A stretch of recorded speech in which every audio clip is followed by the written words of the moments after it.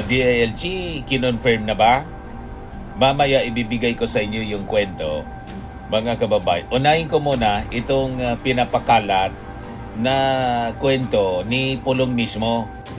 Yan, yung post niya mismo nga mga kababayan, 15 hours ago. Communication. Ito yung report ngayon mga kababayan ng National Bureau of Investigation. Sabi ni Director Matibag, Melvin Matibag, wala pa mang official communication on alleged ICC warrant laban kay Bongo and two other official, former official ng PNP. Tungkol kay Bato de la Rosa na tinulungan na tumakas ng mga senador lalo na ni Robin Padilla. Sabi dito, DOJ, anyone who helped Bato escape may face charges. Nagbabagang mga balita at pagtalakay sa mga isyu ng lipunan. Bulsa! Opinyon, banat at paglalantad sa katotohanan. Bulsa! What you see is what you get. You decide. Hello po mga kababayan, si Dante Maravillas. O ang sabi, may warrant of arrest na daw si Senator Bongo, mga kababayan, mula sa ICC. Di paano ano yan, Mr. Maravillas? Mababawasan na naman. Mababawasan talaga po. Di ano yan, ni Mr. Maravillas confirm na. Hindi pa man masyado kinukumpirma, pero ang nag-announce mga kababayan, si Pulong, di ano niya, Mr. Maravillas, yung NBI, yung DILG, kinonfirm na ba? Mamaya ibibigay ko sa inyo yung kwento, mga kababayan. Unahin ko muna itong pinapakalat na kwento ni Pulong mismo. Yan, yung post niya mismo nga mga kababayan, 15 hours ago. Sabi diyan, a highly reliable source informed me that ICC arrest warrants against Senator Bongo and two former police officers have already been issued. Wala na ba talagang katapusan ang administrasyong ito sa paggamit ng ICC bilang political weapon laban sa kanilang mga kalaban? Wala na ba talaga kayong awa o hiya sa pinagagawa ninyo? Huwag gamitin ang mga ahensya ng gobyerno sa pagsupil at pagpapatahimik sa mga kalaban sa politika para lang mapagtakpan ang mas malaking issue ng pagnanakaw sa kabanang bayan. Yung ibang post niya, hindi na natin maintindihan kasi Bisaya na. Ito, sabi niya dito sa last, los ninyo mga talawan o kurap, karma lang na lang amo. Di ano niya, Mr. Maravillas, ang katotohanan ng balitang yan. Ako tingin ko, baka mayroon na talaga. Kasi siyempre, mayroon din silang mga intelligence information, may mga agents din sila, may mga contact sila din mula sa mga agencies ng ating gobyerno. Kasi yung kanyang tatay, mga kababayan, dating Pangulo. So marami sa mga nasa gobyerno natin, sa intelligence community, may connection pa rin sila, may contacts pa rin sila, mga kababayan. Kaya nagli-leak sa kanila yung mga information, mga kababayan, na ganito. Pero yung ating National Bureau of Investigation at saka yung DILG, nagpalabas na rin po ng statement. O na yung NBI, ang sabi, wala pa man sa kanilang official communication. Ito yung report ngayon, mga kababayan, ng National Bureau of Investigation. Sabi ni Director Matibag, Melvin Matibag, wala pa mang official communication on alleged ICC warrant laban kay Bongo and two other official, former official ng PNP. Yan sabi dyan, wala pa po. Wala po kaming nare-receive pa. Walang communication ng warrant. Hindi ko po alam kung saan ang galing si Congressman Pulong Duterte, kung anong warrant po sinasabi niya. Sabi po ni Director Matibag, yung PNP nagpalabas na rin ng official statement. The Philippine National Police has not received any official communication or documentation regarding the alleged issuance of ICC warrant. Kasi po, siyempre, ICC warrant yan. Alam na natin na pag inilabas yan, mga kababayan, diretso na yon posas kay Bongo. O di ba? Kasi alangan naman, ulitin pa yung nangyari. Yung tumakas, mga kababayan, si Bato de la Rosa na hanggang ngayon nga po hindi pa nakikita, hindi pa nahuhuli. 'Di ba? At saka po itong ICC warrant dapat secret siya. Issued in secret. O ngayon, ang ating theory dito, bakit nag-post ng ganon? Pulong, baka may naulinigan na sila. Hindi lang nila ma-confirm. So ang ginawa ni Pulong bilang isang strategy ng kanilang kampo, nirelease yung information para tingnan kung anong yung magiging reaksyon ng ating gobyerno. Kung i-confirm ba o i-deny. O di ba? Siyempre, yung ating gobyerno, i-deny. So malamang mayroon na, pero nag-deny lang yung NBI, nag-deny lang mga kababayan, yung DILG, para baka tumakas din si Bongo tulad ni Bato de la Rosa. Siyempre, pag nandyan na yan, mali po yung nangyari noon, yung ginawa po ni Ombudsman Rimulya, DILG Secretary noon, hindi natin nagustuhan. Saka yung sinabi ng kanyang kapatid ni John Vic na nakita ko niya, nilik sa kanyang programa sa DCRH. Unang nagsalita, mga kababayan, si Boyeng Rimulya. Di man dapat niya ito sinabi na may warrant of arrest. So it was confirmed talaga na may warrant of arrest issued November 2025. Ayan tuloy, nagtago si Bato de la Rosa. Nagpakita siya, mga kababayan, after 6 months para lang bumoto kay Alan Peter Cayetano. And afterwards, pinatakas mga kababayan ni Alan Peter. Ito na ngayon. Hanggang ngayon, di na nagpapakita si Bato de la Rosa. And after that announcement, mga kababayan, ni Boyeng Rimulya, kinonfirm din ni John Vic, mali po yon. Di ba? Kaya ngayon, tama itong ginawa ng PNP. Nag-deny sila. Wala pa man na niya. Kasi ang tingin natin, nilik ni nagpalabas siya, nag-post siya ng ganito para i-confirm kung totoo yung naulinigan nila na balita na may warrant of arrest na kay Bongo at 2 pang opisyal ng PNP na sangkot. Akusado dito sa crimes against humanity na nangyari sa war on drugs ni Digong at ni Bato de la Rosa.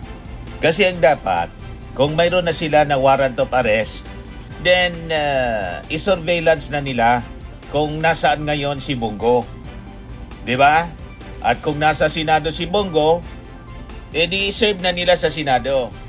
Just like yung nung nangyari, mga kababayan, sa mga senador, ba't hindi yung tulad ng ginawa kay Bato de la Rosa? Dapat hindi yun maulit na nagkagulo sa Senado. But I think with Senate President Sherwin Gatchalian, hindi na maulit po yung nangyari po sa Senado. Tingin natin immediately, yung leadership ng Senado will cooperate with our authorities. Kasi may president na po siya. Yung ICC warrant ay legal. Wala nang question sa legality ng ICC warrant ngayon. Dahil po sa nangyari noon kay Bato de la Rosa. So again, mababawasan na po yung Senado. Yung ating mga senador, patuloy siyang mababawasan as expected po. At inuulit natin, wala po itong kinalaman sa politika ng Marcos administration. Ang warrant of arrest mula po sa ICC is not a political persecution. Against Digong, against Bato, against Bongo, and all other officials, former officials na nasangkot dito. Ito ay krimen na kinasangkutan nila at ang complainants dito, mga kababayan, hindi ang Marcos administration. Pribadong complainant dito ang sangkot. And our administration, our government has the obligation na ipatupad po ang batas. Ganun lang po yon. Yung sinasabi nila ng kampo ng mga Duterte that this is a tool for political persecution sa mga kalaban, hindi po yun totoo. Itong sinasabi, Pulong Duterte, na sinasabi niya, ginagamit ang ICC bilang political weapon. Wala pong ganon. Itong ICC warrants, wala pong kinalaman sa politika ng Marcos, kundi ito ay may kinalaman sa crimes against humanity na final laban sa kanila ng mga pribadong complainants in relation sa war on drugs ni Digong. Ganun lang po yon. Nagkataon lang mga kababayan na ang presidente ay yung ating Pangulong Bongbong Marcos nang ilabas ang warrant of arrest. Ganun lang po yon mga kababayan. Ngayon, ito naman yung latest tungkol kay Bato de la Rosa na tinulungan na tumakas ng mga senador, lalo na ni Robin Padilla. Sabi dito, DOJ, anyone who helped Bato escape may face charges. Yan yung sabi ni Justice Secretary Frederick Bida, papanagutin sa batas yung mga tumulong sa pagpatakas sa Senado kay Bato de la Rosa. Ngayon, sasabihin naman po nila na political persecution. Again, hindi po yan totoo. Walang political persecution. Kung sila ay kakasuhan sa pagpatakas dahil labag po yun sa batas, ang kaso, obstruction of justice. Lumabag sila sa batas for obstruction of justice, so kailangan nilang panagutan yon.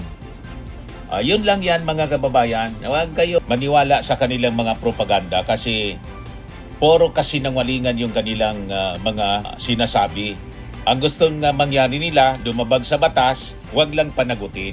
Hindi naman po maari ang ganon. Ito pa, isa pang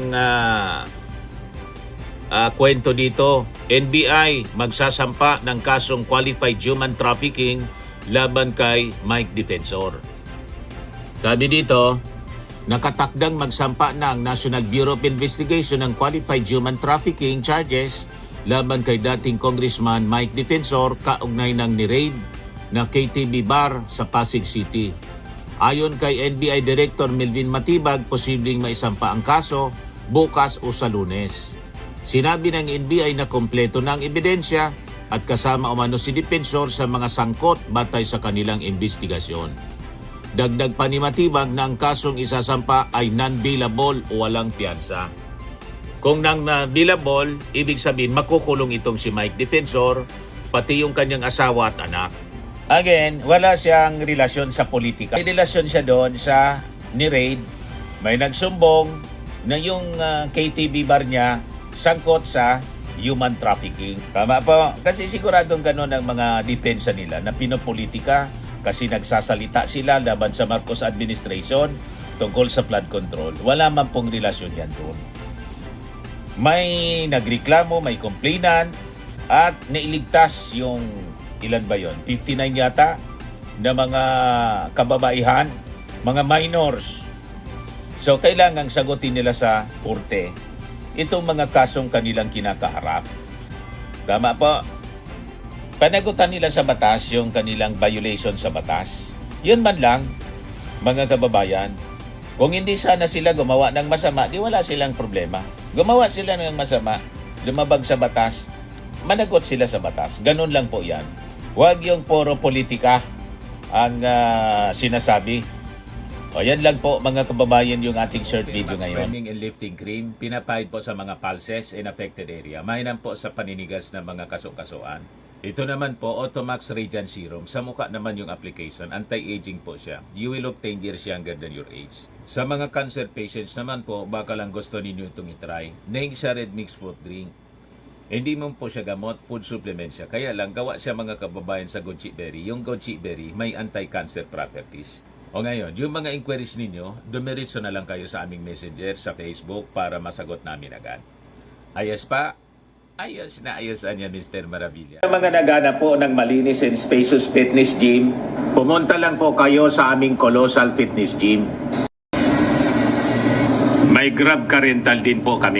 But anyway, ito po pala yung aming bagong product na binibenta online. I am worldwide amazing pure organic barley powdered drink mix from Australia. Negosyo to ng aking anak na architect entrepreneur Riz Maravillas. Ayan po. Kontakin na lang po ninyo siya, Riz Maravillas on Facebook. Ang mga health benefits niya, boost immunity, improves digestion, enhance energy levels, packed with antioxidants, prevent cancer. Ito naman po yung bago naming product na binibenta online. Eye Glow Serum, whitening po siya. Tingnan ninyo yung epekto sa aking anak na architect before and now. Yung mga inquiries po ninyo, dumiretso na lang kayo sa kanyang Facebook account, Riz Maravillas.